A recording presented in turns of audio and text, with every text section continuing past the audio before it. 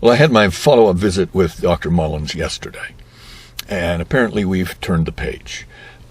Some of the location where the cancer has settled does not lend itself well to radiation, and so he's going to begin a more systemic, aggressive 2-year regimen, which is going to include radiation where we can do radiation, and also some hormone therapy that the intent is for it to starve out the cancer cells by reducing and pretty much eliminating the testosterone, which the cancer cells feed on.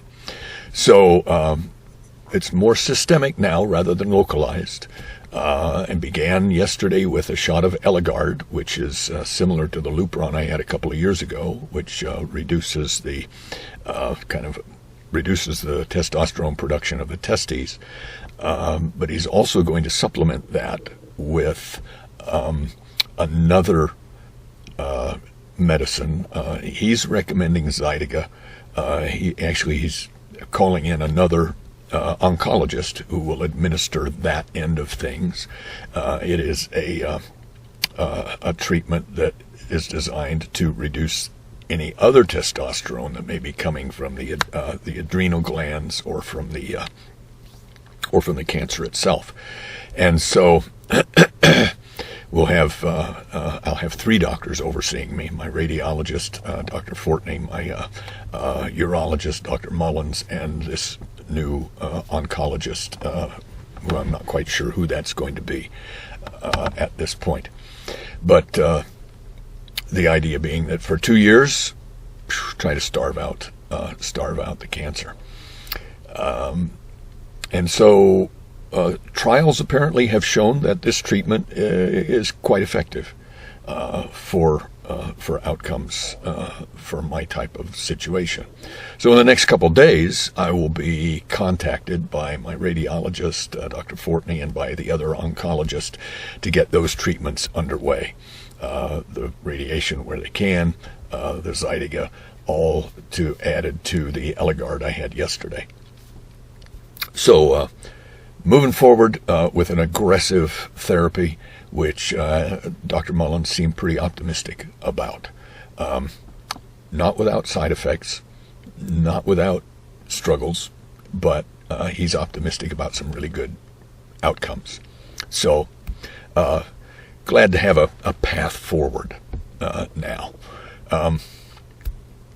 Samuel Rutherford was an old Puritan, a Covenanter from Scotland, who wrote he wrote Lex Rex, which was a very important theological and political work in the 17th century. Pretty tedious reading. I'm not recommending you run out and buy it this moment. But he also wrote letters because he was in exile from his church because of the Stuart monarchy. And so in exile from his church, he ministered by writing. And so we have a lot of his letters. And if you've read his selected letters, very heartwarming and encouraging works. It was Rutherford who said, and I think I quoted this in an earlier video a few years ago, that it was Rutherford who said, "When I am in the cellar of affliction, I search out the Lord's choicest wines." He knew what the cellar of affliction was like. And it was also Rutherford who said, "The great master gardener may cut the branches that they may bring forth more fruit. The pruning knife is sharp, but the hand that holds it is infinitely wise and loving." Rutherford also said, your troubles are not the waves that will drown you, but the waves that will carry you nearer to the harbor. Encouraging words from one of these towering giants of the past, Samuel Rutherford. And as Paul said in Philippians 4:6 and 7, he said, "Be careful for nothing, but in everything by prayer and supplication with thanksgiving, let your requests be made known unto God. And the peace of God, which passeth all understanding, shall keep your hearts and minds through Christ Jesus. And this is the same Paul to whom the Lord said, as he recounts it in 2 Corinthians 12:9, my grace is sufficient for thee, for my strength, the Lord's strength, is made perfect in weakness.